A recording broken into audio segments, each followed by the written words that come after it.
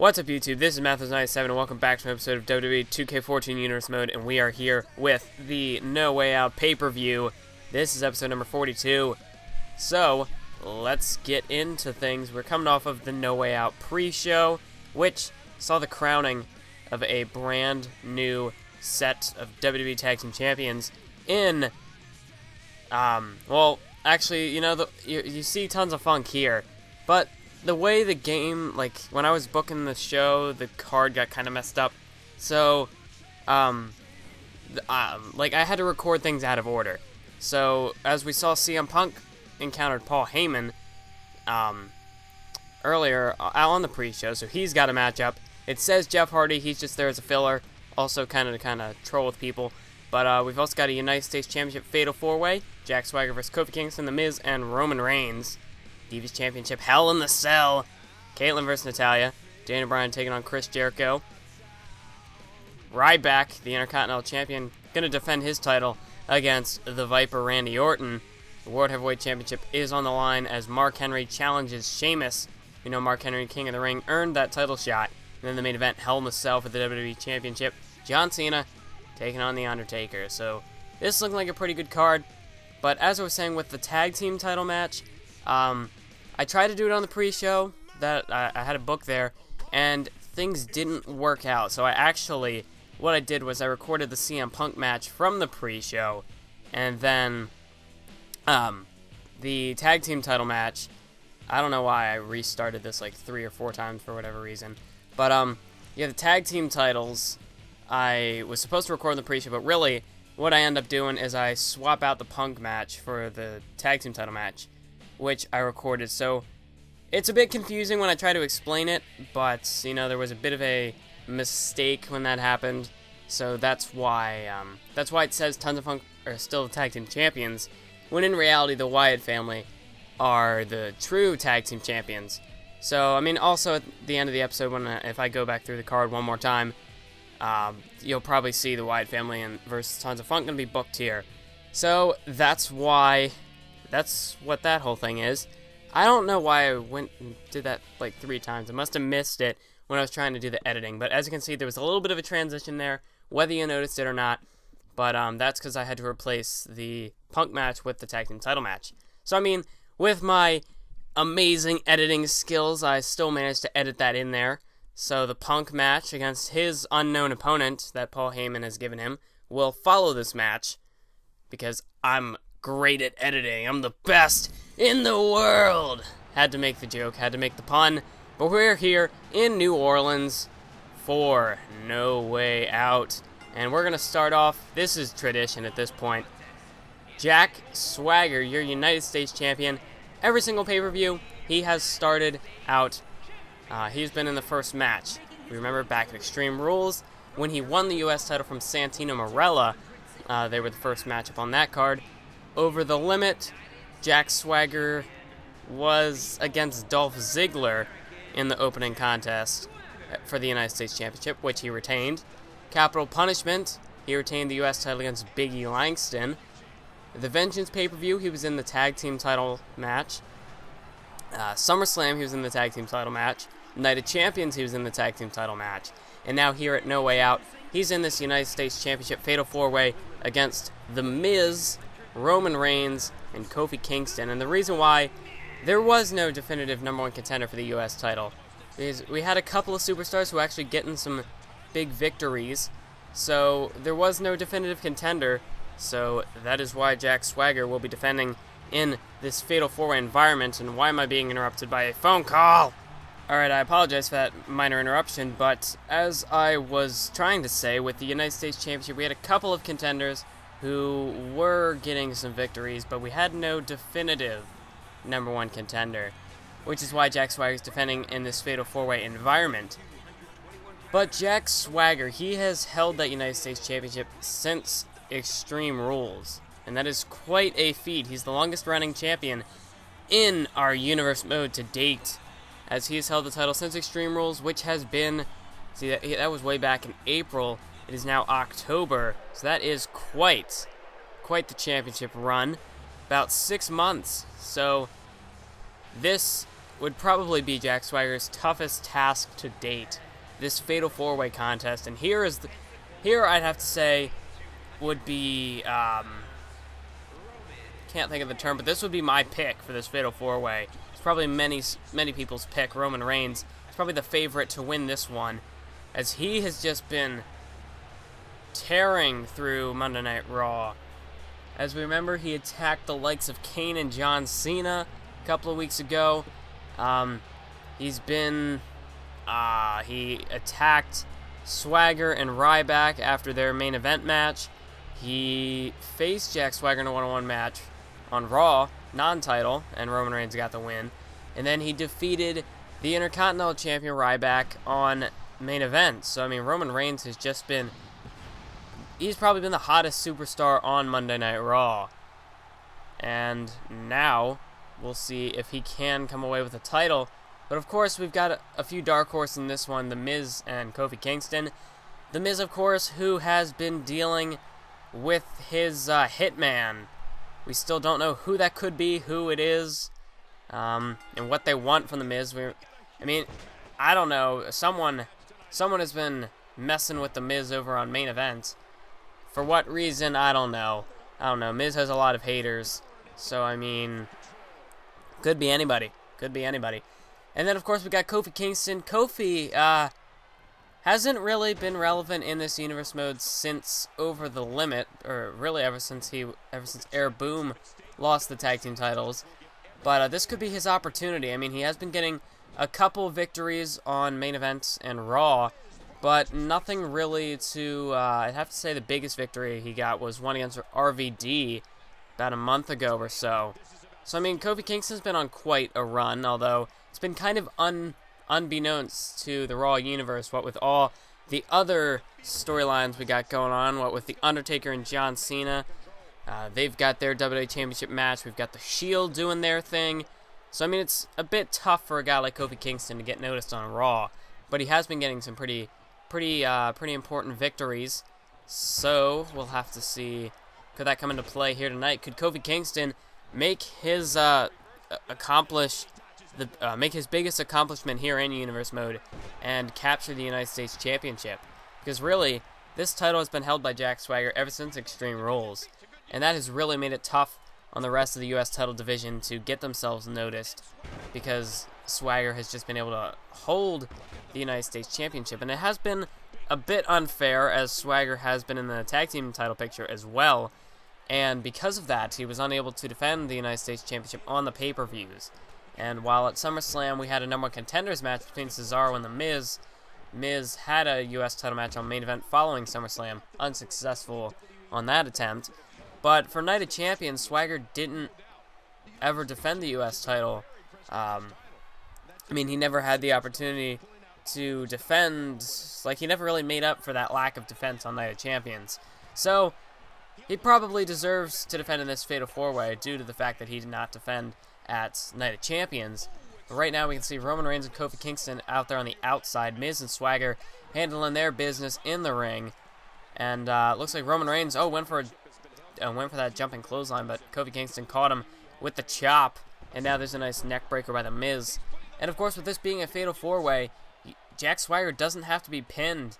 He doesn't have to pin or submit he doesn't have to submit or be pinned to lose the title, because it is a Fatal 4-Way matchup. So, for example, Jack Swagger could, not Swagger, The Miz could pin Kofi, or vice versa. Just really any of these superstars could pin or make the other tap out, and they become the United States champion. This isn't an elimination style matchup, it's just one fall. So you got to be able to play defense as well as offense. You got to be sure that you can break up those pinfall attempts, especially if you're someone like Jack Swagger. Jack Swagger has a 75% chance, mathematically speaking, of losing his United States Championship. So that is tremendous odds stacked against Jack Swagger, but he has held the United States Championship for 6 months. So I think this is a task worthy of Jack Swagger's title reign. And as we can see off the Superman punch, but The Miz gets over there to save Kofi Kingston, and a spear! Broke him in half. That'd do it. That's over. But no, Miz gets over there and breaks up the pin. And that's what I was saying. You got to be able to, if you want to go for those covers, if you want to go for those pinfall attempts, you got to worry about the other 3 superstars that are in the ring. And that could have, I mean, Roman Reigns, if this had been a normal one-on-one match, that would have been it. Reigns would have defeated Kofi, but this is a Fatal 4-Way matchup, so you got to be aware of your opponents in the ring. So you can't just go for a pinfall like that, like what Roman Reigns did. And now look at this, setting up for another spear, just waiting for the Miz to get up here. But no, Miz blocked a clothesline instead. And now Kofi was going for an armbar. Look at this. Oh, Samoan drop. What a move by Roman Reigns.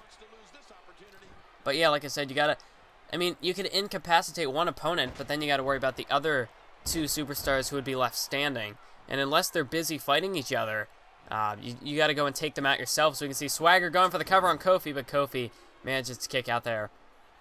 And now there's Roman Reigns. Oh, big slam there onto the Miz. As we can see, Jack Swagger with a submission hold locked in on Kofi, but Roman Reigns going over there to break it up. And that's a bit of an interesting situation. If you do encounter that opportunity where someone is in a submission hold, do you go and break it up immediately to avoid the submission, or do you perhaps wait a little bit and let your opponent get worn down by the submission hold? But then, of course, you run the risk of them tapping out. So you really got to be careful in those sort of situations. This isn't as much of a triple threat. I think a triple threat, that'd be a bit more manageable to do, but with a Fatal 4-Way where you would then have another opponent to worry about, I'd say you probably just want to go ahead and break up the submission hold as soon as possible. Miz here going for the cover, and Kofi Kingston breaks up that one.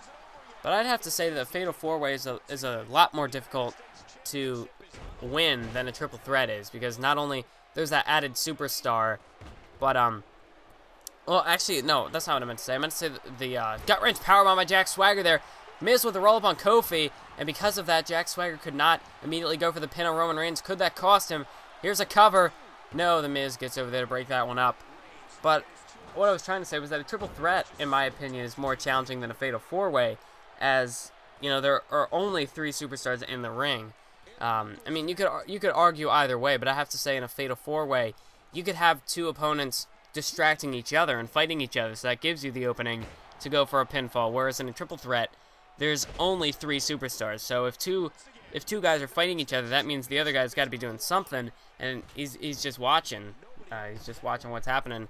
Or maybe, I mean, if you can incapacitate him, maybe knock him outside the ring or something, that does make it a little bit easier. But if you are unable to do so, then, you know, he's basically just watching the action unfold. So then you got to make sure that you can take him down as well if you hope to get a win. And there's a spear by Roman Reigns. Another one to Kofi. Kofi has gotten speared twice in this one. Here's a cover. 1, 2, 3. Roman Reigns is the new United States Champion. The 6-month reign of Jack Swagger has come to an end. Roman Reigns is your new United States Champion. And that's exactly what I was talking about right there. Jack Swagger didn't even have to get pinned. He didn't even see the pinfall. He was too busy delivering that power slam to The Miz. And because of that, Roman Reigns had the opportunity, he had the opening to get the pin on Kofi, and that was the second spear Kofi had taken. There was no way Kofi was going to kick out of that one. So Roman Reigns of the Shield. We remember Dean Ambrose was the WWE Champion for a time. As you see right there, Jack Swagger had no time to get over there and break up the pinfall, and that gave Roman Reigns the opening to score the pinfall on Kofi Kingston and capture his first United States Championship here in the WWE in this universe mode. So, I mean, like I was trying to say, we know Dean Ambrose was the WWE Champion for a while back, and now Roman Reigns has captured the United States Championship. I know it seems a bit lopsided when you think of what's going on in the real WWE. You think it'd be the other way around, but I guess that leaves Seth Rollins, the lone member of the Shield, to not capture championship gold. But that's a big victory there for Roman Reigns and for the Shield. And now we're going to move into our next matchup, which is a match booked by Paul Heyman himself. CM Punk will be going one-on-one with an unknown opponent. We saw earlier on the pre-show, CM Punk talked with Paul Heyman backstage, and he asked for a matchup, and Paul Heyman graciously gave him a matchup. He didn't say who his opponent would be, though, but he did say that CM Punk would be gifted a match here tonight on the No Way Out pay-per-view. So we'll have to see who CM Punk is facing, but we know CM Punk has been on a bit of a losing streak as of late. He has lost a number of matches in recent weeks, And really, ever since losing the WWE Championship to Dean Ambrose at Capital Punishment, CM Punk's been in a bit of a funk, to say the least. I mean, he had a tag team match with Dan and Bryan against the Shield of Vengeance, and lost that one. SummerSlam, he lost to John Cena. And wait a minute, Alberto Del Rio, but he's from SmackDown. But it looks like, here's Ricardo Rodriguez. Looks like CM Punk's going to be taking on Alberto Del Rio. This is a very interesting opponent for CM Punk. I wonder how Paul Heyman managed to get this together.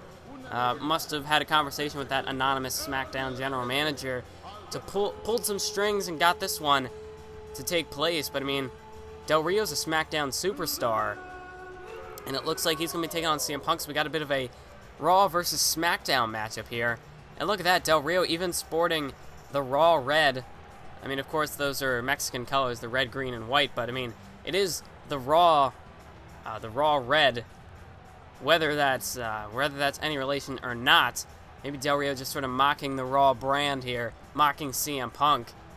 But CM Punk has got this matchup with Alberto Del Rio. We'll have to see what CM Punk can do if he can get the victory here, because CM Punk desperately needs a victory.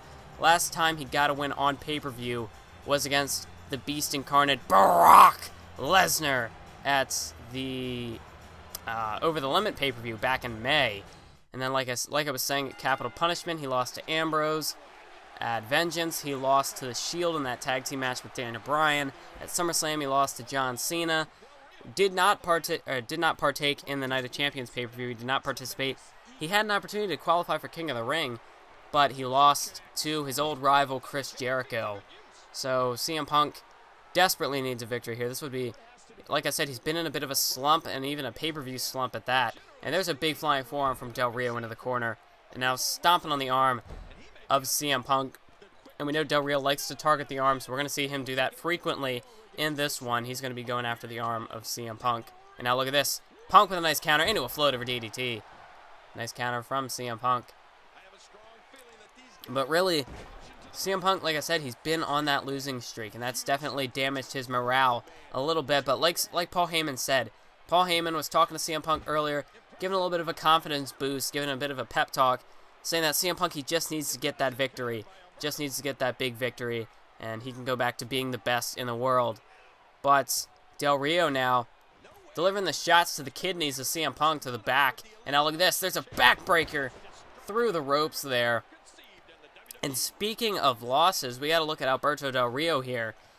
Alberto Del Rio was supposed to be...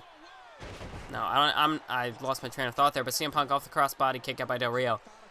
But Del Rio over on SmackDown hasn't had the greatest of luck either. I mean, at the Extreme Rules pay-per-view, he defeated Sheamus to capture the World Heavyweight Championship. Looks like he's going to be going for the backstabber again. But at the Over the Limit pay-per-view in a triple threat against Sheamus and Dan and Bryan, he lost the world title back to Sheamus. And then Capital Punishment, he did not compete. I don't think he competed on a pay-per-view again until the SummerSlam pay-per-view in the six-man Battle Royal for the World Heavyweight Championship, where once again Del Rio was unsuccessful in capturing the gold. What an enziguri right to the side of the head of Alberto Del Rio. And now Punk getting his eyes raked by the Mexican aristocrat. And now CM Punk taking him down there, driving him face first in the mat. And now going to deliver some kicks right to the face with Alberto Del Rio. But yeah, Night of Champions, Alberto Del Rio did not compete. I can't remember if he had a qualifying... I think... Did he maybe face Cody Rhodes in a qualifying match? I'm pretty sure for King of the Ring, he had an opportunity to qualify, and he lost. I can't quite remember who, but I think it was Cody Rhodes. My point is that both these superstars are in need of a victory. So this is actually a pretty good matchup put together by Paul Heyman, as you got two superstars who both need victories. Pay-per-view victories at that as well. I mean, a pay-per-view victory would do a lot for either of these two superstars. Both these superstars, former world champions. Punk now with a nice Hurricanrana into the cover, and Del Rio manages to kick out at 2.5.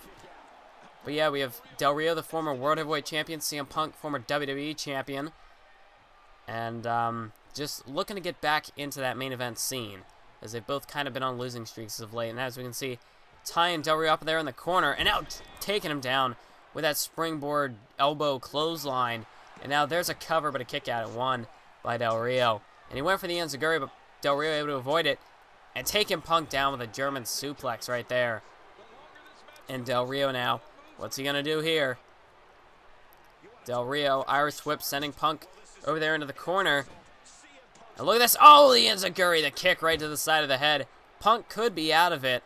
Del Rio got to get Punk away from those ropes and avoid the rope break. And now going into the cover here. 1 count, but no, CM Punk manages to kick out there. CM Punk staying alive in this one. Now connects with a kick of his own right to the face of Alberto Del Rio. But Del Rio rakes the eyes of CM Punk. And now look at this. Del Rio locking in the cross arm breaker. And CM Punk could be in danger of tapping out here, folks. Alberto Del Rio's got it locked in. CM Punk, can he get out of this one? And no, CM Punk manages to escape there. As Del Rio has to do a little bit more damage to the arm as of yet. But CM Punk with a nice counter, taking down Del Rio. And driving a knee right into the face of Del Rio. Now Del Rio up onto his feet. CM Punk now getting a full head of steam here, getting the running start, knee to the face. And follows up with a bulldog. That is vintage CM Punk right there. Del Rio, I think he's busted open here. That's 1, that's 2. No, Del Rio manages to stay alive in this one. And CM Punk, there's a kick right to the gut. Now has him up against the ropes, but Del Rio tossing him to the outside. CM Punk falling all the way to the floor there. And now Del Rio blocks a drop kick from CM Punk. CM Punk now instead, gets him back into the ring. Del Rio almost collided with the steel steps there. And now CM Punk, stupid game mechanics, did not want to pick up the steps. But CM Punk now going to send Del Rio into the other set of steel steps instead. And now Punk into the ring, breaking the count. Actually, no, Del Rio's now going to follow Punk back into the ring. Del Rio counters an Irish whip. And CM Punk, he's got him. He's got him with a roll-up here. Could he have him? That's 1, 2. No, Del Rio just manages to kick out. Close call once again for Del Rio. And now CM Punk. I mean, that's what happens. You can't afford to let your guard down, even for a split second, because Punk almost had Del Rio there. And now Punk taking down Del Rio. And now, look at this, driving the elbow right into the shoulder of Alberto Del Rio. Maybe getting a little bit of payback for doing some arm targeting of his own. And now elbow right to the top of the head, right to the forehead of Alberto Del Rio. And now Del Rio counters with a roll-up of his own. That's 1. But CM Punk able to roll through now. Has Del Rio stacked up on his shoulders. That's 2. No, Del Rio once again manages to kick out. As Del Rio, it's been very close here for Alberto Del Rio. That's now twice he almost got rolled up by CM Punk. And now Alberto Del Rio counter from Punk. And look at this. What an innovative neck breaker, planting Del Rio face first into the mat. And now CM Punk locking in the Anaconda Vice. And Del Rio may have no choice but to tap out, and he does. And CM Punk back on track here, gets the victory over Alberto Del Rio. That's the same move that Punk used to defeat Chris Jericho and Brock Lesnar back during his title reign. CM Punk kind of had lost his way for a little bit there, but bringing back the Anaconda Vice, could this be the return of the best in the world, the straight-edge savior CM Punk?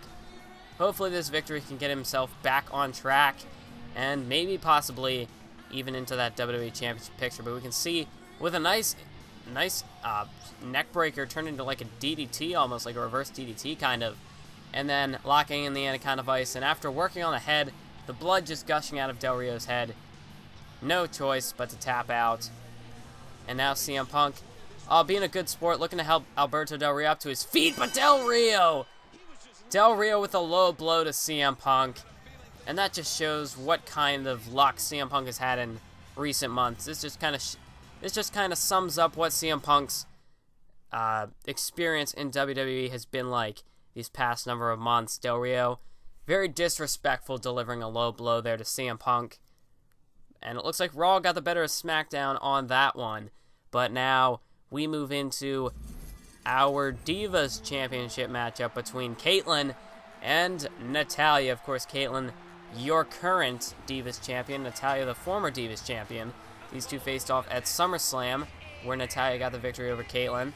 They then faced off in a rematch at Night of Champions, where Kaitlyn won the title. It was actually a triple threat match with AJ Lee thrown into the mix, and Kaitlyn got the victory on that occasion. But now, this for the first time ever, after their 2 matches, they wanted to do something that's never been done before. Natalya cashing in a rematch clause, and she opted to go for the Hell in the Cell matchup. These 2 divas looking to take the Divas division somewhere it's never been before. Of course, we've had Divas Steel Cage matches in the past, but we've never had a Divas Hell in the Cell match. And Natalya and Kaitlyn looking to break new ground here tonight. Natalya, of course, the former Divas champion, she won it back at the Capital Punishment event from the Glamazon, Beth Phoenix. Retained the title at the Vengeance pay-per-view and again at SummerSlam, but then losing it to Kaitlyn, of course, at Night of Champions in the triple threat match. Natalya looking to regain her Divas championship here tonight. But Kaitlyn, it's going to be very, very interesting looking into the next number of months for Kaitlyn, because as we approach WWE 2K14, Kaitlyn will not be in the game. So that would be very interesting. Of course, I can get a creative wrestler if I would need to. I'd prefer not, but it would be interesting, of course, with Kaitlyn's time here in WWE games coming to an end pretty soon. So we'll have to see if she would be able to hold the Divas title into WWE 2K15.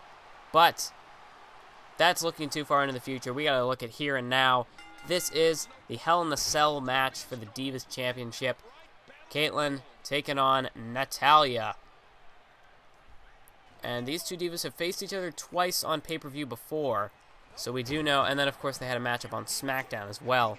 So these 2 divas have had an opportunity to sort of feel each other out. They know their tendencies by now. They've studied film.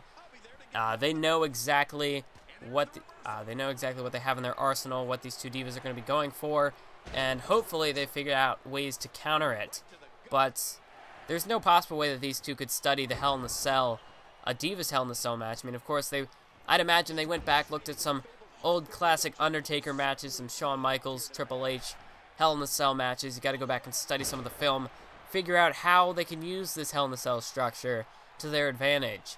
Or would they rather just try to keep things in the ring, keep this more of a technical matchup, which they're more familiar with. But I guess we'll have to see how that is. But one thing's for sure, with the other divas, they've been feeling a bit, they've been kind of been kept out of the loop in this Divas Championship scene. I mean, we've got divas like Oksana, who just picked up a victory in the mixed tag over on the No Way Out pre-show. AJ Lee, of course, she's had 2 opportunities now with the Divas Championship. And then we've got, the newcomers like Summer Rae, the Bella Twins, Layla.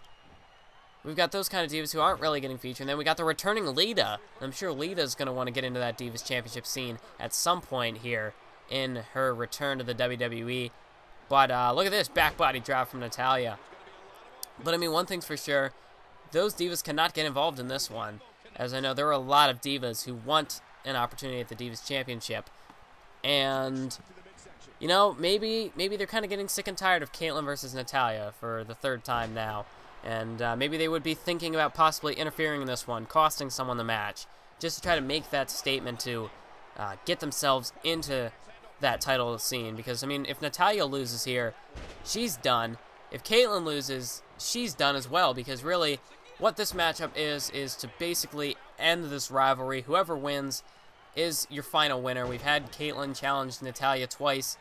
Natalya, of course, using her rematch now. I think everyone is about done with this Natalya-Kaitlyn feud, and this Hell in a Cell match is basically just to bring things to a close. But the Divas maybe could just kind of sneak in here and try to cost Natalya the victory, just so that they can get themselves into the championship picture. But with this being a Hell in a Cell matchup, there will be no outside interference. It is just these 2 divas can stay in here and tear each other apart. And I'm sure any diva in the back would love to see that, love to see whoever wins this Divas Championship match come out worse for wear, just wearing the scars of this Hell in the Cell match. As this match will definitely, it shortens careers, it will take a lot out of these 2 women. So, we'll have to see, whoever does walk out the winner is going to have a very tough task ahead of them, which the Divas division is going to be interesting once this matchup unfolds. because whoever wins is going to have a new challenger. Of course, we've got, you know, like I said, Divas stepping up like Oksana. AJ Lee, of course, she's been there before. She wants to get that Divas Championship. I have to say Oksana is probably the hottest diva at the moment. Look at this, Kaitlyn with a roll-up. This is how she beat Natalya before. And Natalya with a counter. And here we go. Yeah, I remember to speed this one up. Because look at this. This is ridiculous. 2K! Fix this leverage pin. This is like my one pet peeve with WWE games. I love the mechanics. The game flows so much better than it has ever. And then we get something like that with leverage pin, which just kind of disrupts the whole flow of the match. That's my one pet peeve about WWE games. It needs to be fixed. But look at this, Kaitlyn with a submission hold on Natalya here. This is innovative. This is new. We haven't seen this before. But no, Natalya able to escape. I mean, we know Natalya likes to use the sharpshooter. In fact, she had Kaitlyn locked in the sharpshooter a few weeks ago in that 6-diva tag on SmackDown. So, I mean, Kaitlyn, it looks like she's developed a submission hold of her own just to try to combat that sharpshooter that Natalya specializes in. So, look at this. Wait a minute. Natalya catching her off guard. The discus clothesline. Could that do it? Natalya could be moments away from capturing the Divas Championship once again. That's 2, but no. Kaitlyn kicking out, staying alive. And Natalya now has her up against the ropes, but there's a counter from Kaitlyn. And now Natalya has her by the arm here. But Kaitlyn taking her down with a nice hip toss. And now it's Natalya with a headlock here. But Kaitlyn counters and sends Natalya up over the top rope here. And now hangs her up on the ropes there. And now Natalya, back of her head, may have caught part of the Hell in the Cell right there. And this could be the moment. Are we going to see these two divas? No. Kaitlyn elects to throw Natalya back into the ring, opting not to use the Hell in the Cell structure. As, I mean, at this point now, it just seems like it's a barrier keeping all other divas from interfering in this one. We have not seen the Hell in the Cell structure become a huge factor in this one. I mean, neither diva has elected to use the Hell in the Cell structure to their advantage, keeping this more of a technical in-ring matchup, which is a bit disappointing. That's not what I was looking to see, but Natalya could be moments away, but no. Kaitlyn kicking out once again. But, I mean, in the end, these two divas, they want to be Divas Champion. That's all that matters. They just want to win that title. Or in Kaitlyn's case, she wants to retain the title. So really, I can't blame them for not using the Hell in the Cell structure. I mean, because it could potentially backfire against them. And really, what they want to do here is capture the Divas Championship. Kaitlyn with a roll-up on Natalya. 1, 2, 3. Kaitlyn got her. Kaitlyn caught Natalya, and her foot was on the ropes there, but it didn't matter. This is a Hell in a Cell, no disqualification, no rope break.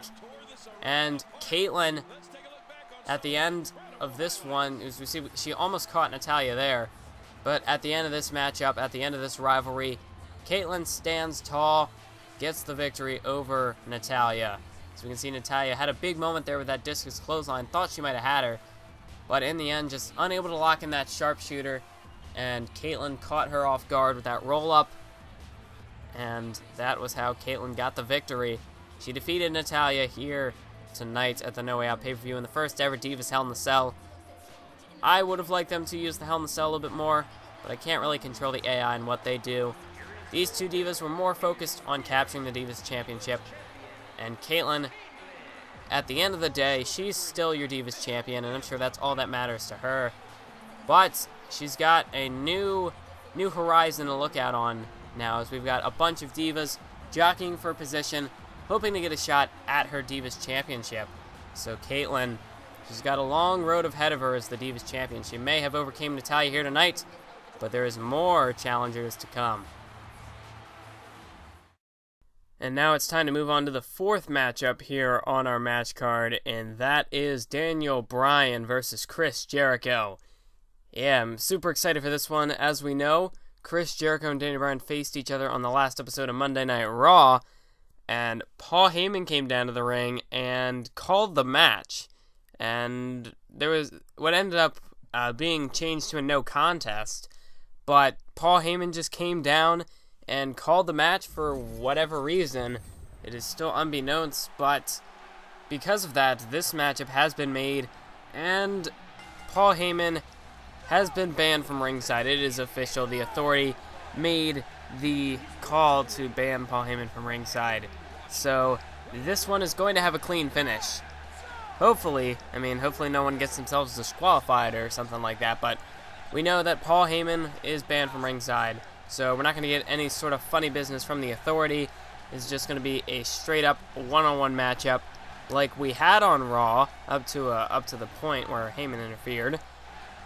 But this whole matchup began when Daniel Bryan, ever since he has wanted a match with CM Punk, the Authority and Vince McMahon have not given him a match with CM Punk. And because of that, Daniel Bryan decided, you know what? I'm done complaining about the match. I'm done begging for one. I'm done asking for one.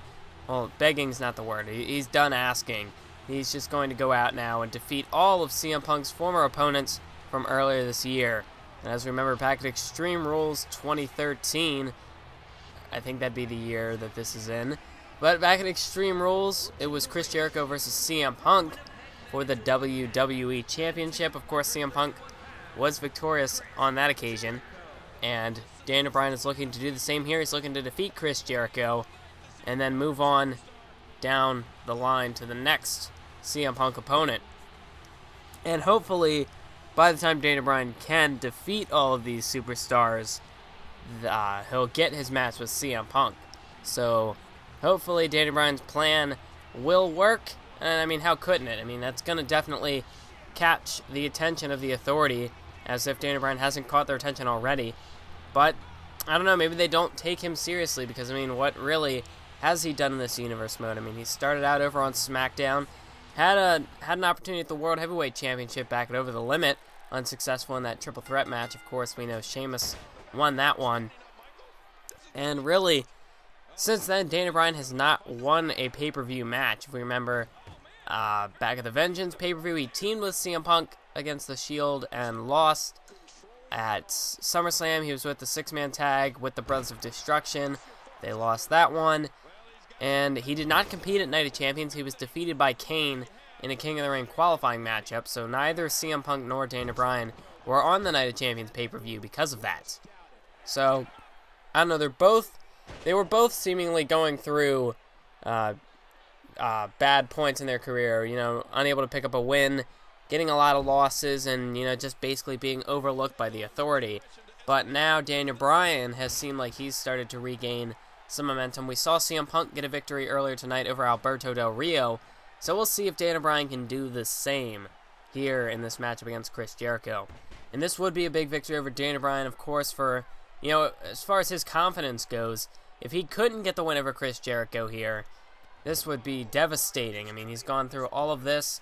He had his match where he had Jericho on the ropes on Raw. It looked like he was coming close to a victory, and Paul Heyman went out and screwed him out of that one. And now here, this will be a big victory for Chris Jericho. We can't forget about the Ayatollah of Rock and Roll. I got to do that every time, but we can't forget about Chris Jericho. Of course, Jericho. This would be a big victory. He hasn't been doing so great himself, and look at this springboard dropkick sending Daniel Bryan to the outside. But of course, in WWE 13, Chris Jericho didn't really do too much. Extreme Rules, he lost. He lost on the Over the Limit pre-show, and then he kind of disappeared for a little bit. But then he came back. He came back after Vengeance, and he ended up qualifying for King of the Ring. He defeated his arch nemesis CM Punk, so he got a little bit of retribution there. And he's actually been getting some good victories here. So a potential victory over Daniel Bryan here tonight could possibly put him in the WWE Championship picture. Of course, we know John Cena and The Undertaker are going to go at it inside Hell in the Cell later tonight for the title. But Chris Jericho could potentially be waiting in the wings of that one to potentially challenge for the title. And that's a 7 count now, as Daniel Bryan was sent over those steel steps, and he makes it back into the ring here. That was a close call. Especially Daniel Bryan does not want to be counted out here. Neither of these two superstars do. So really, this victory here tonight against, for either of these two superstars, a victory would do a lot for their careers. Of course, Chris Jericho could possibly see himself in the WWE Championship scene. Daniel Bryan, of course, still looking to move on down the line of CM Punk opponents. And, of course, that'd be a pretty big task seeing as who CM Punk's next opponent would be. But we'll have to see if Daniel Bryan could even get there. We can't look past Chris Jericho, as now he's got a roll-up on Jericho. Jericho kicking out at one as the referee was kind of out of position there. But now look at this. Chris Jericho looking to roll Daniel Bryan over into a walls of Jericho. He's got it locked in. And Daniel Bryan, can he escape this one? Of course, both these superstars submission experts. And yes, Daniel Bryan does manage to get out of the walls of Jericho. But, I lost my train of thought. But, Jericho, yeah, I don't remember what I was going to say. Crap. I apologize for that. But now look at this. Chris Jericho measuring Daniel Bryan with a DDT onto the apron. Oh, my. What a move by Chris Jericho. Not often do we see that. Not often do we see that move used. Of course, it was one of the moves we saw used in that big matchup between Roman Reigns and Ryback on Main Event. And that was, that match was a pretty good one. But Chris Jericho and Daniel Bryan is definitely putting on a pay-per-view quality matchup here. Both these superstars going back and forth now, but it looks like Chris Jericho is taking the advantage. But as I say that, Daniel Bryan delivers a dropkick off the top rope. And Daniel Bryan getting back into things here, looking to take the momentum, take the offensive here. And look at this. There's a nice suplex there. Taking down Chris Jericho. And now he's going to hook the leg. That's one. But no, Chris Jericho kicking out. And now Daniel Bryan has him by the arm. But like I was saying, both these superstars submission experts here. Of course, Daniel Bryan likes to use the LaBelle lock, or as he now calls it, the yes lock. Or maybe it's the no lock. I don't remember anymore. One of the three. Let's just call it the LaBelle lock if you can't remember. But, of course, Daniel Bryan likes to utilize that submission hold. And Chris Jericho, he, of course, has the walls of Jericho and the Lion Tamer. He really likes to do a number on the lower back of his opponents. And now look at this. Daniel Bryan going to deliver some kicks to the chest. And one more to the head. Jericho may be knocked unconscious. Bryan into the cover. 2 count. But no, Chris Jericho stays alive. Kicks out of that one. And now he catches a roundhouse kick right to the side of the head. And Daniel Bryan looking to lock in a bit of some sort of a face lock there. He's got the arm all trapped up of Chris Jericho. And Jericho may be forced to tap out here. I don't know if he'll be able to reach the ropes from there. If he can somehow manage to escape this submission hold. Daniel Bryan's got it locked in pretty tight here. He's got it locked in pretty good. Chris Jericho, he does manage to escape. And Daniel Bryan went for the running elbow, but Chris Jericho was able to counter and toss him. And now Daniel Bryan, there's a Northern Lights suplex into the cover. 2 count. No, Jericho kicks out. Daniel Bryan, with these near falls, Daniel Bryan almost caught him there. Jericho, both these superstars got to stay on their guard and avoid these sneaky pinfalls. Daniel Bryan sent over the top rope, and now Jericho delivers a shoulder charge and knocks him off the ropes, or knocks him off the apron to the floor. And now superstar on the outside, but Daniel Bryan delivers an elbow right to the face of Chris Jericho, bringing him back in. And now Daniel Bryan going to the top rope. What's he gonna do here? Big drop kick, taking down Chris Jericho. I think Daniel Bryan may have landed on those steel steps. So Jericho making it back to his feet. I think Jericho actually might have sidestepped a little bit, not taking quite all the impact. And Daniel Bryan landed right on those steel steps. And now Chris Jericho taking advantage here. This is his opportunity to gain control of the matchup here. But Daniel Bryan now has him by the head. And now look at this. Tossed him into the ropes there. And that's going to do a number on the legs and the back of Chris Jericho. And now look at this. Daniel Bryan with a bit of an Achilles tendon locked in. So now targeting the legs of Chris Jericho. And Jericho manages to escape there. Daniel Bryan now. But Jericho blocks it and now delivers a kick right to the gut of Daniel Bryan. And now going to take him down. And now some sort of arm submission hold here. As it's just back and forth, these two superstars battling each other with these submission maneuvers. And now Daniel Bryan, another kick to the leg, dropping Chris Jericho to his knees. He's going to fire up the kicks once again. And another one right to the head. This one, Jericho, I think he's out of it, but Daniel Bryan not going for the cover here. He must have something else in mind. He's got Jericho placed up on that top rope here. What is Daniel Bryan looking to do? I think he might be going for a superplex. This is not going to be good for either of these two superstars. Superplex! Taking him down in the middle of the mat. And now Daniel Bryan going to the top rope. Elbow drop and no! Chris Jericho manages to roll out of the way. And now Bryan back to his feet, taking Jericho down. And Daniel Bryan now Here's another one of his submission holds he likes to use. And just look at this. Look at this position that Jericho's in. There's no way he can get a rope break in this one. He's going to have to fight his own way out of this one. And he manages to escape the submission hold. And now Jericho with a counter, tossing Bryan off the ropes. And here's Daniel Bryan. Roll up. Could have Jericho here. Can he get him? That's 2. No, Jericho kicks out at 2.5. Close call. Near fall after near fall here for Daniel Bryan. And now Daniel Bryan back to the kicks. Back to the deadly, vicious kicks of Daniel Bryan. And now getting a running start. Went for the big boot to the face. But Jericho manages to sidestep. And now Jericho. Big forearm connecting right to the face of Daniel Bryan. Now Jericho going to the top rope. But look at this. Daniel Bryan caught him.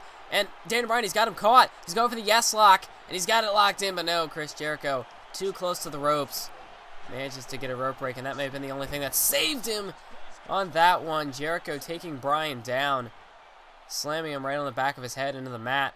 And now Jericho. Could that be it? No, he's not going for a pin. Instead, he's got the Lion Tamer locked in. Driving that knee right into the back of the neck of Daniel Bryan. And Daniel Bryan, can he get out of this one? Will he be forced to tap out here? He already escaped the walls of Jericho once. And he manages to get out of the Lion Tamer. Of course, the Lion Tamer, a bit more of a painful version of the walls of Jericho if you can get it in right. As, you know, driving that knee right into the back of the head, adding extra pressure. And Daniel Bryan now going to the top rope. And Daniel Bryan delivers the headbutt. That is vintage. That is classic Daniel Bryan right there. And Daniel Bryan could be moments away from a victory here. But no, Chris Jericho avoids the knee, rolls him up. Bryan gets a rope break. That may have been the only thing that saved Daniel Bryan right there. And here's Chris Jericho. Think he might have been going for the code breaker. But Daniel Bryan took him down, caught him with a drop toe hold. And now Daniel Bryan sending Jericho off the ropes. And once again, this time throwing him up. And now has the yes lock. Center of the ring. I don't think Jericho can get out of this one. Daniel Bryan, he's got it locked in. And Chris Jericho taps out. He had no choice. He was in the center of the ring. What a match between these two superstars. Chris Jericho, it was a very much so a submission battle between these two superstars. And in the end, Daniel Bryan caught Chris Jericho in the center of the ring with that yes lock, no lock, lapel lock, whatever the move is in this game. He caught him with it, and Chris Jericho could not escape that time. He had already gotten lucky, got the ropes once, but that time, center of the ring, Jericho, he just took so many blows to the head. He took several kicks right to the face. As you can see right there, I thought Jericho might have had him. If Daniel Bryan hadn't been so close to the ropes, if he hadn't just managed to reach out and grab the ropes, Jericho might have had him there on that roll-up. And that was a beautiful counter off the running knee of Daniel Bryan. I mean, Jericho catching him out of nowhere with the roll-up. But luckily for Daniel Bryan, not so much for Chris Jericho. He landed right by those ropes. He was able to just reach out and grab the ropes and escape the pinfall. But Daniel Bryan gets the victory over Chris Jericho. And with that, if Daniel Bryan continues to challenge CM Punk's former opponents, which I'm sure he will, that means his next task will be the Beast Incarnate, Brock Lesnar. So we'll see if Daniel Bryan decides to call out Brock Lesnar next night on Raw, and if Brock Lesnar will answer the call. As we know, maybe that's why Paul Heyman interfered in the match between Bryan and Jericho on Raw. Maybe that's why, because maybe he's afraid that Daniel Bryan could be a threat to his client, Brock Lesnar. I know we haven't seen Brock Lesnar since his loss to CM Punk at Over the Limit. I mean, that was his only appearance. I mean, he came back. He was there for that month. He attacked John Cena, challenged CM Punk for the WWE title, failed to win it, and then disappeared off the face of universe mode. But that's enough about that. We're going to move now into our fifth matchup on the card. It is for the Intercontinental Championship. It is between the Human Wrecking Ball, your Intercontinental Champion. He is Ryback. And he'll be going one-on-one with the Apex Predator, the Viper, the Legend Killer, Randy Orton. And we know that Ryback has been one hell of a fighting champion. Of course, back at SummerSlam, captured the title from Christian, retained it at Night of Champions in the rematch. Of course, kicking out of 3 kill switches. That was just unreal. And I mean, what is Randy Orton gonna have to do? Obviously he's gone back, looked at the film, seen what Christian could not do to Ryback. We've seen all the punishment that Ryback can take. So what is Randy Orton gonna have? I mean, of course, he is the Viper. He's gonna have some tricks. You can never count Randy Orton out of a fight. He always has something up his sleeve. We'll have to see exactly what that is here tonight as he takes on Ryback for the Intercontinental Championship. But with Randy Orton, we do know he was in the World Heavyweight Championship scene, won it at SummerSlam, lost it in the rematch to Sheamus at Night of Champions, and in his rematch clause got himself disqualified, hit Sheamus in the head with a steel chair, and it looked like Sheamus was going to be ambushed by the Big Show, Mark Henry and Randy Orton all together, and that probably would have sidelined Sheamus. He probably would have been out of the World Championship picture completely, and that may have given Randy Orton the opportunity to step in and challenge Mark Henry, potentially, but the attack never happened because we saw Cody Rhodes and Ryback sneak in and save Sheamus from the potential beatdown. And we know Ryback has already defeated Randy Orton once back on SmackDown. He got a clean victory in a one-on-one matchup against Randy Orton. But of course, this is for the Intercontinental Championship, so things are going to be a little bit different now. Randy Orton, he's already faced Ryback once. He knows what it's like to lose to the Human Wrecking Ball. But, I mean, by now he knew that this match was coming with Ryback, and he knew that he had to study the tape. And if Randy Orton wants to become Intercontinental Champion, he had to study the film. And, T-bone suplex, or exploder suplex. I always get that wrong. I mean, it's basically the same thing, but anyway, Randy Orton, if he wants that Intercontinental Championship, he has gone around and studied the tape now. He should be ready for this matchup against Ryback, and we'll see what kind of tricks he might have up his sleeve. And look at this, Orton taking Ryback down with a nice neck breaker. And now Ryback back to his feet and rakes the eyes of Randy Orton and then takes him down with that charge. And now had him up against the ropes, but Orton now back up. And if these two superstars are going to trade punches, I'd have to say Ryback's going to come out on top with that one. I don't think Randy Orton wants to turn this into a slugfest. He wants to take things more. He wants to slow down the pace of the match, try to dissect Ryback. You want to try and take away his power. Maybe go after the leg of Ryback, because of course with moves like that meat hook clothesline, if he gets a running start, he can deliver a very high impact move. So Randy Orton is going to want to watch out for that. Probably want to go after the legs or something. He does not want to let Ryback get his hands on Randy Orton, because that's where Ryback gets dangerous. If he can just get his hands on you and just outpower you. And look at this. This is exactly what I'm talking about. Ryback with the Thez press, and now just slamming Orton, slamming his back of the head into the mat. Now he's doing it once again, just slamming Orton's head into the mat. And that's not a good strategy for Randy Orton. What he wants to do, he wants to get the advantage on Ryback, target a body part, and then stick to that. Try to take some moves out of Ryback's arsenal, make him adapt. And that's where Randy Orton can sort of take in that legend killer mentality. He's done it to many before. He's done it to many legends in the past. But then again, Ryback is not a legend, but he's not past his prime. Ryback is in his prime. This is probably, this is without a doubt the best run he's had in this universe mode. Of course, he's still fresh in the WWE. He hasn't been around for too long. He's not a legend. He can still wrestle like he's not. This is his time. This is Ryback's time. So I mean, Randy Orton is not going to have the advantage of Randy Orton. In fact, is the veteran here. So I mean, Ryback. If the longer this match goes, I mean, I wouldn't say Orton's past his prime. But you just got to keep that in mind. And that was a very smart move by Ryback, able to step out of the ring when it looked like Randy Orton was getting fired up for a comeback. But like I was saying, when Orton was going after the legends, guys like Mick Foley and those sort of superstars who really weren't wrestlers at the time. They just kind of came back and were there, and Orton, just kind of had a bone to pick with them and, try to make a name for himself. That was a smart move. But, I mean, Ryback is in his prime, so this is going to be a bit tougher of a task for Randy Orton. This isn't a legend he's challenging, someone who's aged, doesn't wrestle anymore, is not out of shape, but, not in like, not in wrestling condition. But Ryback's in his prime right now. So, I mean, this is going to be a tougher task than some of the legends that Orton has gone up against. As Ryback now hooks the leg on Orton here. Could that do it? But no, Orton kicking out at 1. As, look at this. Ryback, I don't know what he was going for there, but Randy Orton countered it. And now Ryback back in control, not even letting Orton breathe for a second. Getting right back on the offensive, taking Orton down with those head slams.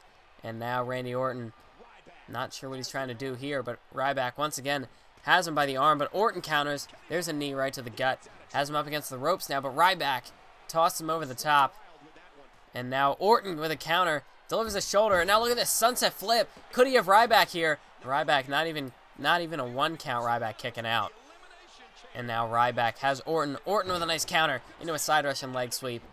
And that's what Orton's got to do. He's got to hit those quick, explosive moves. Give himself a chance to breathe. Give himself a chance to dissect Ryback. And now Ryback back in control here. But Orton counters with a jawbreaker. That's very resourceful by Orton. Following it up immediately with an elbow right to the face of Ryback. And that's what you got to do. You got to stay on him. Can't let Ryback recover. You just got to make sure you find a weakness. Because, I mean, Ryback, he doesn't have many weaknesses. You got to find one and you got to stick to it. And now Ryback, or Orton, I should say, with a roll-up here. Ryback, once again, not even a 1 count. Manages to kick out. There's an uppercut from Orton. And now Ryback getting fired up now. This is not what Randy Orton wants. Ryback, a back body drop. And Orton now making it back to his feet, but he doesn't want to be right there. There's a spine buster. Beautiful one at that from Ryback. And now Ryback picking up Orton. And he's looking to end it here. He's calling to finish it. He's got Randy Orton up on his shoulders, marching around the ring. This is not where Randy Orton wants to be. There's a shell shock. That's it. Count to 100. It's over. Ryback, still your Intercontinental Champion. He's defeated Christian, and now he's defeated Randy Orton. Ryback still your Intercontinental Champion. And, trying to think now, looking back at our title reigns that we've got going. I mean, Jack Swagger was the longest reigning in the Universe mode, and then he lost earlier tonight to Roman Reigns. So really, then the next title reign would be at SummerSlam, and Sons of Funk just lost the tag team titles on the pre-show, so they're not the longest title reign. Orton won the title, but then lost it back, so Sheamus was Night of Champions. Cena was Night of Champions. Divas champion was Night of Champions. So I think Ryback, I think that makes him the longest reigning champion, the longest current reigning champion in this Universe mode. And isn't that fitting? He defeated Jack Swagger a few weeks ago. Swagger goes on to lose the U.S. title. And now Ryback, your Intercontinental Champion, longest reigning champion currently in this Universe mode. But it's only been about 3 months yet for Ryback. But in those 3 months, he has defeated some pretty credible talent. Of course, Christian, Randy Orton, those are 2 veterans. And, you know, Randy Orton, you could say he's a future Hall of Famer. So that's a big, big momentum builder for Ryback. And I'd have to say now, at this point, if he wants to go into that World Heavyweight Championship scene, who can really argue that he doesn't deserve it? Because, I mean, he's now 3-month Intercontinental Champion. He's, in that match against Christian, he kicked out of 3 finishers. Just now he defeats Orton here tonight. I mean, Ryback, is he number 1 after this match? I guess it all depends on how things unfold here. Of course, Mark Henry, King of the Ring winner back in Night of Champions. He's the number 1 contender. He's taken on Sheamus. And this is the one match where I didn't have to create it. So, of course, the entrances are correct. But if you create any other match for the title, it's going to have the champion come out first, which I don't like that. I mean, it's not a big deal. I'm not going to hate the game because of it, but I mean, I like it a lot better when the challengers come out. That's more traditional. So hopefully, maybe in WWE 2K14 that can be fixed, maybe. But anyway, enough about that. So things are about to get serious. They're about to get real serious here with Mark Henry, King of the Ring winner, coming down to the ring to challenge the World Heavyweight Champion, the Celtic Warrior, Sheamus, for that World Heavyweight Championship. Of course, Sheamus, he has been in this World Heavyweight Championship scene ever since the beginning. He was the original champ when we started, lost it to Del Rio at Extreme Rules, won it back at Over the Limit in the Triple Threat, held the title up until SummerSlam when he lost it to Orton, then won it back at Night of Champions, and now we're here at No Way Out. Can Sheamus overcome the world's strongest man, the world's strongest king? Can he overcome Mark Henry and remain your World Heavyweight Champion? But if he does lose here to Mark Henry, what does he do next? Because, I mean, he's going to have a rematch clause. Should I give him it? I don't know. That's if he even loses, though, because if Sheamus wins, who is there left to challenge Sheamus? Of course, we know back on the last episode of SmackDown, before the pay-per-view, Ryback attacked Sheamus from behind. So there's a lot of bad blood between those two superstars because of that. Ryback proving that, you know, he's got his eye on Sheamus. He's got his eye on that World Heavyweight title. Maybe almost saying that whoever wins this matchup, I'm coming for you. So they've got to worry about Ryback in the future, but of course they can't look past each other. Of course, we got Mark Henry, World's Strongest Man. That's a title to fear. And then we've got the Celtic Warrior Sheamus. He's very aggressive. He's very dominant as this World Heavyweight Champion. I mean, he's been there the whole time, so obviously he's doing something right. But Sheamus taking down Mark Henry. But anyway, this is going to be a big power matchup. We got, of course, the World's Strongest Man. That's a given. And then we've got Sheamus, who has shown that he can be a pretty powerful guy in his own right. Of course, we know back on SmackDown in the tag team match, he kicked Mark Henry's head off with a Brogue Kick. So, could that be a foreshadowing as to what's going to happen in this matchup? But Sheamus taking down Mark Henry. Nice counter there. And now Mark Henry delivers a kick to the gut of Sheamus. And now starting to fire away. But Sheamus now with a nice counter. And now Mark Henry delivers a knee to Sheamus. And takes him down with a shoulder tackle. Shoulder charge. Nice move by the World's Strongest Man. But now Sheamus delivers some elbows right to the side of the head. And now both superstars. This is a big power matchup. See who can overpower the other. Mark Henry wins the lockup. And look at that! Just tossing Sheamus high above his head. Sheamus just going crashing down into the map, and now Sheamus comes right back at Mark Henry with a belly-to-belly throw. And now Henry counters, sweeps Sheamus off his feet, and now hooks the leg, but no, Sheamus immediately kicking out there. But, I mean, yeah, you can't afford to get caught in this matchup, of course. Wait a minute. Sheamus, look at the strength.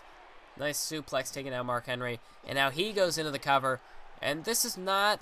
I don't know if it's the smartest strategy, but you are trying to wear out your opponents, make them spend the energy to kick out. But I think this is a little early in the match to be starting off that strategy. But, you know, I guess just trying to feel each other out here, try to get an idea of what the pace of the match is going to be. German suplex by Sheamus.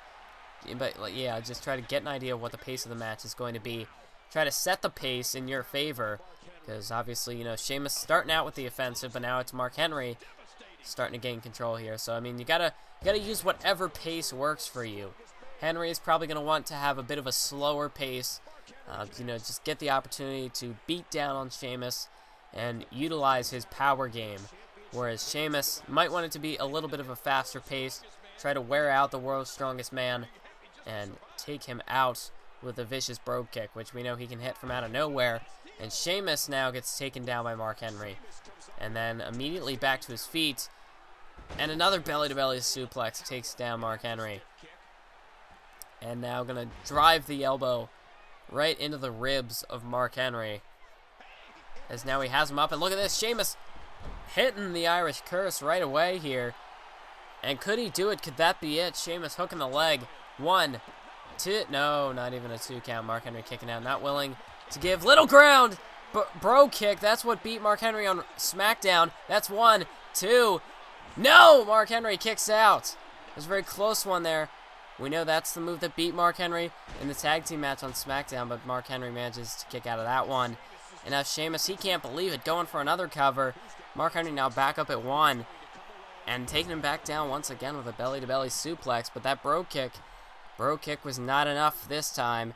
It was enough on SmackDown, but Mark Henry digging down a little bit deeper here, trying to stay alive in this match. He wants that world title. He had to go through 4 superstars at King of the Ring. He went through DX and The Undertaker to win that King of the Ring tournament. So that's a testament as to what Henry had to go through back in Night of Champions. He wants this World Heavyweight title. And Sheamus, of course, he wants it. He's held the title for... He's been in the title picture forever now. And into the cover once again. Henry kicking out. I mean, Sheamus has always been in that world title picture. Can't even imagine what would happen if Sheamus lost the title here. But Mark Henry now, look at this. Military press, power slam. Taking Sheamus down, driving him, forcing him down into the mat. Could that do it? Sheamus may have got the wind knocked out of him, but no. There's the fighting spirit of Sheamus. Getting right back up to his feet. Immediately off that power slam. And now could be looking for a comeback now. He can just get fired up, but no, he got caught. And Mark Henry now. Mark Henry, world's strongest slam, and that may do it. Could Sheamus' title run come to an end already here? Mark Henry hooks the leg. 1, 2. No, now Sheamus kicks out. Sheamus now staying alive. So both superstars have given it their best shot. They've hit their best move, their finishing maneuver, and have not been able to get the job done off of that. Henry back into another cover, and Sheamus once again kicks out, stays alive in this match. But Sheamus, I mean, of course, he did win it back at Night of Champions, but that's only a 1-month title reign. This would be the second 1-month only title reign for Sheamus. It would be a fairly quick end to his title reign after regaining it from Randy Orton at Night of Champions. Mark Henry now dragging Sheamus into the ring. Hooks the leg here. 2 count. Nope. Sheamus once again kicks out. As now this is the point where what's it going to take to put these two superstars away? They've each given it their best shot. And now Mark Henry wrenching back with a full Nelson here. Can he make I think Sheamus just tapped out. I think Mark Henry just defeated Sheamus. Sheamus, he kicked out of the World's Strongest Slam. But Mark Henry just really wrenching back on that full Nelson. Really, you know, just going all out. Pretty much using the rest of his energy into that full Nelson. And Sheamus had no choice but to tap out. I mean, he doesn't want to sustain an injury. He may want that World Heavyweight title, but I don't know. Maybe this wasn't the night, obviously, for Sheamus. This was Mark Henry's night. This was his night to capture the World Heavyweight Championship for the first time ever in this universe mode. Mark Henry has won the World Heavyweight Championship. Only the 3rd superstar now to hold that title. Well, 4th, okay. I butchered that. But anyway, he now joins Randy Orton, Sheamus, and Alberto Del Rio in the ranks as World Heavyweight Champion. We'll have to see now. Sheamus held the title since winning past 2 champions. Sheamus and Orton have only held the title for a month. Can Mark Henry hold the title longer than that?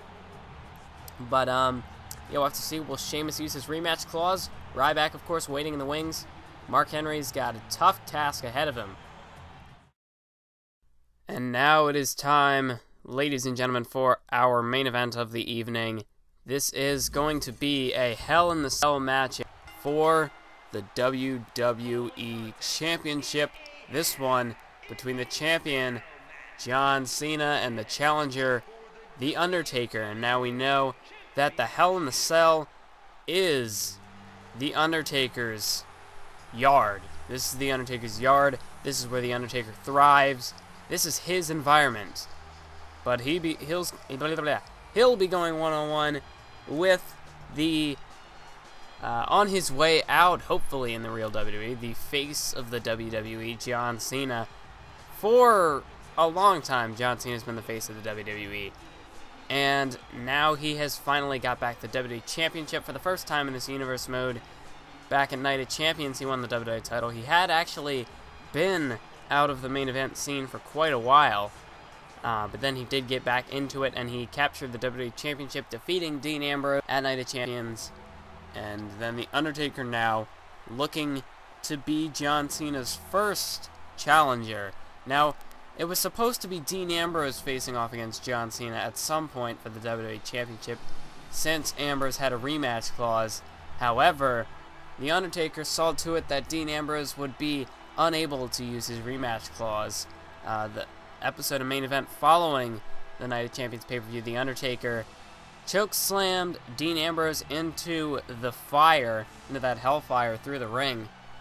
But this was only after The Undertaker had back at Night of Champions, Undertaker made a statement, despite losing King of the Ring, that he was going after John Cena's WWE Championship. He delivered a tombstone to Dean Ambrose, and then shortly after, as we know on Main Event, Undertaker took Dean Ambrose out of commission. So, the Undertaker has, Ambrose was the one guy in his path stopping him from becoming the WWE Championship #1 contender. And once he got Ambrose out of the way, there was nobody who could stop the Undertaker from blazing a path directly towards John Cena's WWE Championship. So now these two superstars are going to square off inside the Hell in a Cell structure with the title on the line, which means no disqualification, no countouts. The only way to win is by pinfall or submission, and it has to be in the ring. So these two superstars, if they could manage to break the Hell in a Cell structure, they still have to get back into the ring in order to score pinfall. But not too often does the structure get broken. It's meant to keep superstars inside. This is an environment not quite like the steel cage. It gives you a little bit more room to move around inside the Hell in a Cell, but there is no way out. You can't simply climb to the top and escape and win the match. No, this is a bit different. You are locked inside the Hell in a Cell, which means that these two superstars are going to go at it non-stop until one of them cannot answer the 3 count. In this Hell in a Cell structure, it was not used earlier in the Divas Championship matchup. They were a bit squeamish from what we saw, but these two superstars are going for the WWE Championship. So they are going to most likely use the Hell in a Cell structure to their advantage. We've seen the damage the Hell in a Cell can do in the past. And as we can see, Justin Roberts announcing our two participants here. Referee going to show the WWE title to both competitors. Could that be the last time John Cena holds the WWE Championship? Will The Undertaker walk out the new champion, or will John Cena manage to retain his WWE Championship here at No Way Out inside the Hell in a Cell? We're going to get this underway as Undertaker and John Cena trading shots back and forth. Cena back up to his feet, delivers one right to the face of the Undertaker. Taker blocks that one and takes Cena down with a big boot right to the ribs, right to the sternum. Not the ribs. What was that? What am I saying? But now the Undertaker working on the arm, and that's what the Undertaker likes to do early on in his matches. He likes to work on the arm, then set him up for old school. So that would be vintage Undertaker. And Undertaker, as you can see, that's exactly what he's doing. Going after the arm of John Cena, and that's not a bad strategy. Try to take away some of the power offense of John Cena by taking out the arm. But Cena with a nice counter. And now Undertaker back in control. Cena with another counter. And now the Undertaker, Irish whip, but he pulls him back. But Cena with a counter into a jawbreaker. And as we know, these two superstars, John Cena, ever since winning the WWE Championship at Night of Champions, he had a matchup against Kane, actually, the Undertaker's brother, and lost that matchup. Kane actually got the victory. Cena actually has been losing a couple of matches since winning the title. So, well, not only just since winning the title, but Cena has been losing a number of matches lately. But from what we've seen, the past 2 pay-per-views, when it comes down to it, when it's in the clutch at the pay-per-views, John Cena can get the job done. We know at SummerSlam, he defeated CM Punk, and at Night of Champions, he defeated Dean Ambrose. So that just shows that that John Cena, no matter what kind of losses he has, he has been able to get it done. Yeah, he has been able to get the job done when it comes down to it at the pay-per-views. But will it be the same here tonight? Because this is no CM Punk. This is no Dean Ambrose. This is The Undertaker, a man who is 21-0 at WrestleMania. And The Undertaker, nice counter by Cena, but The Undertaker, he is no small task for John Cena here tonight. The Undertaker, he's been in this business longer than John Cena, much longer than John Cena. And The Undertaker has shown his dominance in the WWE. And now The Undertaker grabbing Cena by the arm and just lifting him up there and taking him down by the arm. Nice move by The Undertaker there. And now Undertaker with a big boot, once again, right to the sternum of John Cena. And Undertaker dragging Cena tossing him over the top rope here. And nope, bringing him back into the ring. I thought maybe they were going to take things to the outside, go after the Hell in a Cell structure early. But no, they're going to try to keep things in the ring, and that's where John Cena wants to be. John Cena does not want to allow The Undertaker to utilize this Hell in a Cell structure. Because like I said, this is The Undertaker's home ground. This is his yard, as he likes to call it. And this is where Undertaker thrives. This is his style of matchup. And John Cena, he's going to want to try to keep things in his style of a match, keep it more in the ring, and avoid the use of the Hell in a Cell structure. I believe that's what John Cena needs to do to succeed in this matchup. And there we can see a single leg Boston Crab. Undertaker, he's at the ropes, but there is no rope break, no disqualification. So Undertaker's going to have to break out of this one himself. And that's what he does. He manages to escape the single leg Boston Crab. And what a powerbomb counter by The Undertaker. Cena was going for some sort of Hurricanrana, and The Undertaker caught him and slammed him right back down with that powerbomb. And now planting him face first into the mat. But Cena now back up to his feet, and a counter by The Undertaker into a back body drop, sending him back down to the mat. And now there's a knee right to the face of John Cena. And Cena is now just being dissected by The Undertaker. And I have to say, actually here, I think a slower paced match would benefit The Undertaker. Cena would thrive more in a faster paced matchup. He does not want to let The Undertaker gain a slow, methodical control of this match. He doesn't want to let The Undertaker dissect him. And now look at this. Cena could be looking to wrap things up early. Has Taker up, and there's an AA, the attitude adjustment. Cena hooks the leg. 1. No, The Undertaker kicking out at 1. And that just shows what kind of power The Undertaker possesses, especially inside these Hell in a Cell matches. And he takes Cena down with a back body drop once again, using Cena's momentum against him. And now sweeps his legs out from under him. And now a leg drop right to the head of John Cena. And Taker picks Cena up now by the throat. But Cena now with a nice counter. There's a roll-up. Could he knock Undertaker off here? And no. Taker kicks out, stays alive, and went to sit up there, but Cena not allowing that. I mean, Undertaker, he's a master manipulator. He's a master of mind games. And John Cena, he does not want to let The Undertaker get inside his head in this matchup, because if that happens, The Undertaker he's as good as a winner if he can do that. I mean, that's how The Undertaker's managed to go undefeated at WrestleMania for so long. He has been able to he's been able to use the mind games and beat his opponents mentally, which, I mean, at that point, I mean, they stand no chance inside the ring. And now he's looking to do the same to John Cena, sending him over the steel steps there. As now, this is not where Cena wants to be. The Undertaker, this is his environment. Taking Cena to the outside here. John Cena, he's just going to have to fight back, try to get Taker back inside the ring. And Taker now raking the eyes, sending Cena over there into this Hell in a Cell. And look at this. Undertaker has him up. Powerbomb through the side of the cell. The Undertaker just took John Cena, just broke down the wall of that Hell in a Cell structure. And they're now right out here in front of us at commentary. And now John Cena, look at this, a fisherman suplex, and he puts Undertaker through the announce table here. So this has escalated pretty quickly now that they've broken through that Hell in a Cell wall. And now Undertaker looking, he's going up top. He's looking to scale the side of the cell. Undertaker going up top. And now it looks like he's almost goading John Cena to do the same. And John Cena's going to follow The Undertaker up on top of this Hell in a Cell structure. And I don't know if this is the smartest decision for John Cena. We've seen what Undertaker can do to his opponents on top of the Hell in a Cell. If we just look back to that match against Mick Foley, look at this. Cena with a fisherman suplex. Oh, man. The top of that Hell in a Cell is just almost gave way there. This is not good for either of these two superstars. They don't want to be put through that cell. And now Taker got tossed right onto that hell. And now he falls through.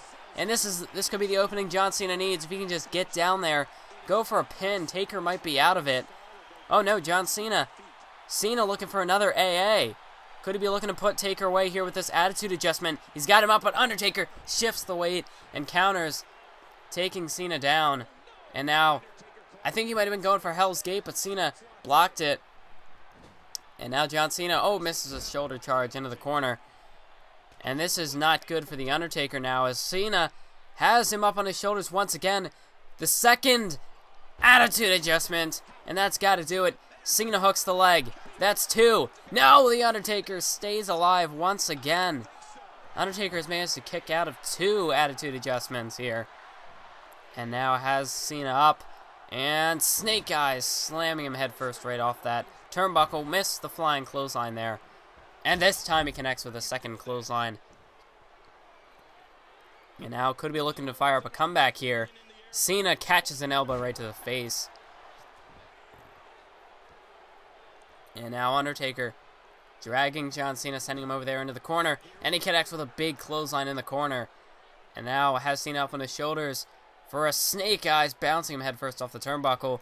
Delivers a big boot to the face. And then bounces off the ropes once again and delivers a leg drop right to John Cena. And now I think he was going for a choke slam, but John Cena counters. And now Cena has him up on his shoulders, looking for an AA for a third time. Undertaker counters that one. And now look at this. Undertaker looking for a finisher of his own. Could be looking to put Cena away. Tombstone pile driver. Hooks the leg. 1, 2. No, John Cena kicks out, stays alive. This is just very back and forth now. Both superstars have given it their best shot. Cena has hit 2 attitude adjustments and put Taker through the announce table, through the top of the cell. But Taker keeps on fighting. And Cena in his own right has taken a tombstone pile driver, got put through the side of the structure. Might have been going for the 5-knuckle shuffle, but Undertaker sweeps out the legs before Cena can even get going. And now Undertaker, fall-away slam, taking down John Cena right there. And once again picks him up by the throat. Looking for a DDT. Cena counters and plants Undertaker face first into the mat. And now measuring for a third attitude adjustment. If he hits this, I think it's over. John Cena has Taker up on his shoulders. And John Cena, a third attitude adjustment, and that's got to do it. And wait a minute. What the hell is going on here? Oh my God! That's Dean Ambrose! Dean Ambrose somehow under the ring here. I don't know what this is, but Dean Ambrose attacking John Cena from behind. What the hell? Dean Ambrose going right after John Cena here. As we know, Cena beat him for the WWE Championship and Night of Champions. But how the hell is Ambrose even here? Ambrose got chokeslammed into the fire by The Undertaker. I thought Ambrose was dead. I mean, I didn't even know what happened to Dean Ambrose. Cena trying to make it back to his feet, and Ambrose once again taking him down. John Cena just too weak now at this point to resist here. And now Undertaker, what the hell? Has Taker aligned himself with Dean Ambrose? Are these two working together? Tombstone pile driver. Undertaker crosses the arms here. What am I witnessing? What? Taker's the new WWE champion. What the hell did I just witness? Dean Ambrose came down. He was hiding under the ring the whole time. And he snuck out from under the ring and attacked John Cena, hit him with 3 finishers, and then just watched as The Undertaker pinned John Cena with a tombstone pile driver. Let's take a look at the replay here. This is exactly what happened. Dean Ambrose just watching as The Undertaker delivered the tombstone pile driver to John Cena. Referee, there's nothing he could do. It's no disqualification. And Cena we got the Hell in the Cell up now. And The Undertaker celebrating his victory, of course. He's the new WWE champion, and what the hell is this? What kind of conspiracy is going on here? The Shield now out here. Could we potentially see a fight here, or are they... Wait a minute, no, they're welcoming The Undertaker in. The Undertaker has joined the Shield? What the hell is... What did I just witness? What is this?